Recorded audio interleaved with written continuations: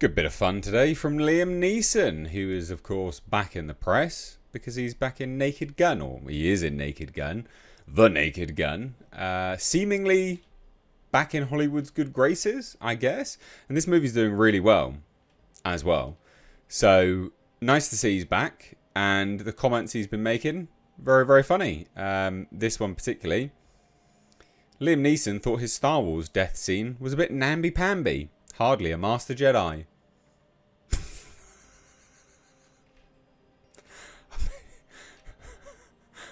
What do you say to that?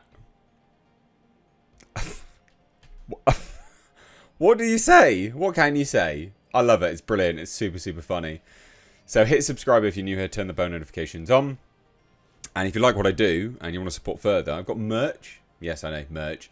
It's linked down below. It's a whole clothing line. And some 3D printed goodies as well that have all been CAD'd up. You might like it. Check it out. It's the first link in the description box. But yeah, this was just so funny. Liam Neeson thought his Star Wars death scene was a bit namby-pamby. Hardly a Master Jedi. Super funny. I do like the fact Liam Neeson's back. You know, he's had loads of issues, doesn't he? And he was kicked out of Hollywood, I guess, because he basically said something which they didn't like, didn't agree with. People thought it was racist. And he sort of went on an apology tour briefly as well, but now he's back, seemingly in The Naked Gun. So it says this: a somewhat long time ago in a galaxy not so far away, Liam Neeson took a lightsaber to the gut. So the Oscar nominee recently expressed dissatisfaction with his Jedi Master character Qui-Gon Jinn in Star Wars Episode 1, The Phantom Menace, noting that he was, quote, supposed to be a Master Jedi, but got duped during a lightsaber duel. I thought my death was a bit... Can't say it with a straight face. I thought my death was a bit namby-pamby. I'm supposed to be a Master Jedi, he told GQ. My character fell for that. Oh, I'm going for your face. No, I'm not. I'm going for your stomach. Oh, you got me. Like, oh, please. Hardly a Master Jedi. What a legend. But still, it was great. Noted Neeson for of the filming experience. He doesn't hate it. He just thought it was a bit dumb. Just thought it was a bit dumb. It's so funny. So funny. More than 20 years later, he reprised the role for a reunion with Ewan McGregor in his Disney Plus spin-off series Obi-Wan Kenobi. I kind of liked that. It was just one line. It was nice to recreate that and be with Ewan after 18, 20 years. It was sweet. So during the prequel's 25th anniversary last year, concept and storyboard artist Ian McCaig revealed that George Lucas had another very poignant ending in mind that would have involved Neeson playing Obi-Wan from the jump, with McGregor as his Padawan, Qui-Gon. As Obi-Wan dies and Qui-Gon defeats Darth Maul and stays with his master as he passes away, he not only takes on his master's quest, but he takes on his name, explained McCaig in November. Qui-Gon becomes Obi-Wan. Although the switch-up would have ended on a more shocking reveal, it would have yielded the same outcome, with McGregor's Obi-Wan going on to train Anakin Skywalker and ultimately his son, Luke Skywalker, in the original trilogy. So, I mean, very, very just funny. Like, this is funny, and I like it. And how can you dislike this? This is comical, and I like it a lot. Very funny to see.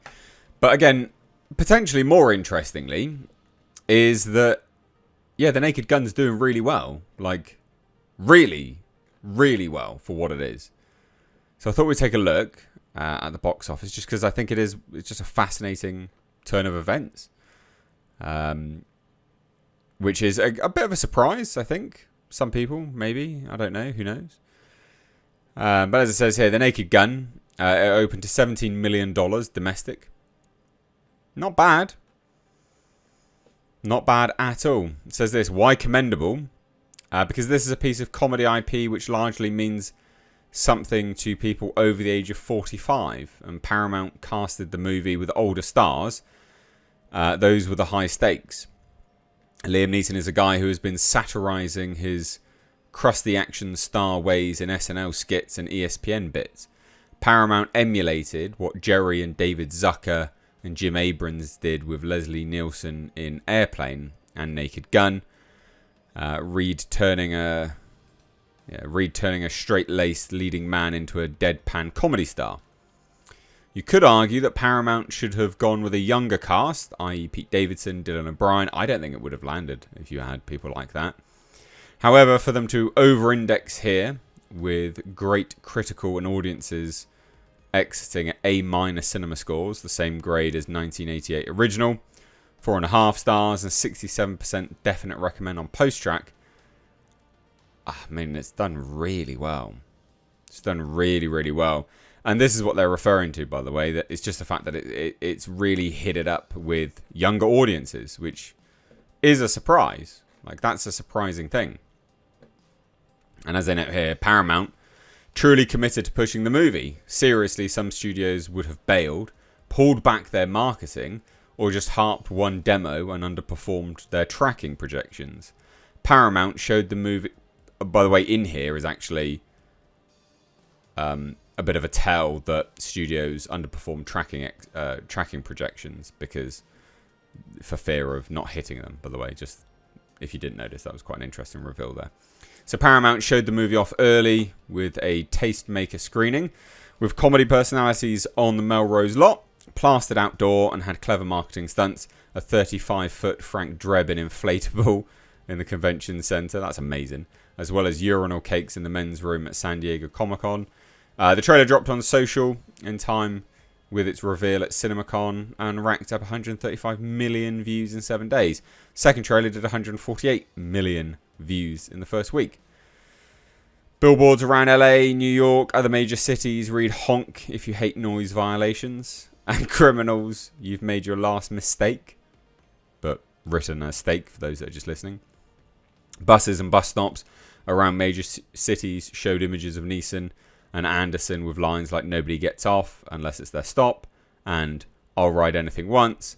Parking lot entrance gates at malls in LA had an image of Neeson with his badge drawn with the line "Total Cop Blockers." This is just amazing.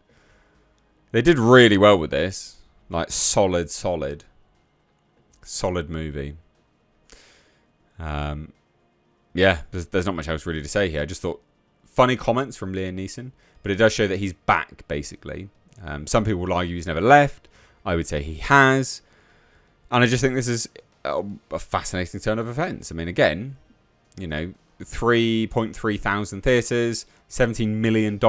So this movie had a reported budget of $42 million. It hitting $17 million domestic is pretty good. It's not in the clear yet, obviously. But this is... comedy movies tend to live or die on their word of mouth. And judging by its opening and the scores and things, probably have really good word of mouth. So we'll see. I think it will probably end up doing good money, though. So there you go. I don't have much else to say. Let me know your thoughts down below. Is Liam Neeson back? Bye-bye now.